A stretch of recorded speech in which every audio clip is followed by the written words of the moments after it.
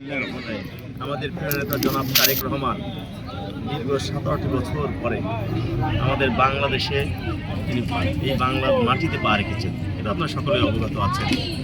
আমাদের প্রিয় নেতা এই বাংলার মাটিতে আসার পরে এই প্রথম এই ফেব্রুয়ারি মাসের এই 2 তারিখ আমরা খুলনার সন্তান, যেহেতু আমরা তাকে নিয়ে গর্ববোধ করি, এই খুলনার মাটিতে তিনি পা রাখবেন।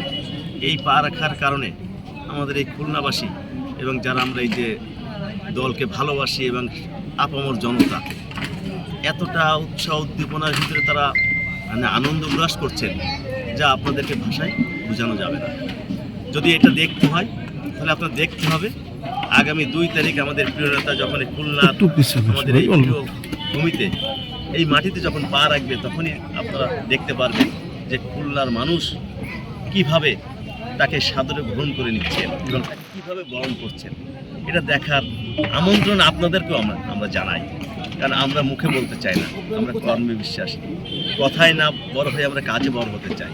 এবং আমাদের প্রিয় নেতা জনাব তারেক রহমানের যে কী পরিমাণ জনপ্রিয়তা, সেটা আপনারা যদি দেখতে চান তাহলে অবশ্যই আগামী 2 তারিখ মানে ফেব্রুয়ারি 2 তারিখে খুলনায় যেহেতু আমাদের প্রিয় নেতা আসবেন, সেখানে আর যদি উপস্থিত আপনারা থাকেন বা আপনারা হন, তাহলে আপনারা নিজেরা নিজ চোখেই ওটা দেখতে পারবেন। এই জন্য আমরা আর বেশি কথা বলতে চাই না। আমাদের প্রিয় নেতার জন্য আপনারা সকলে দোয়া করবেন যেন মহান আল্লাহ পাক তাকে যেন সুস্থ সবল রাখেন এবং 12ই ফেব্রুয়ারি যে নির্বাচন, এই নির্বাচনে যেন তিনি বিপুল ভোটে বিজয়ী হয়ে এই বাংলাদেশের রাষ্ট্রপ্রধান হতে পারেন, সেই আশাই আমরা বুক বেঁধে আছি। ইনশাল্লাহ আপনারা ভালো থাকবেন, সুন্দর থাকেন, সকলের জন্য দোয়া করব এবং 12ই ফেব্রুয়ারির জন্য আমরা একটি আনন্দ উল্লাসমুখর পরিবেশে যেন সুন্দর একটি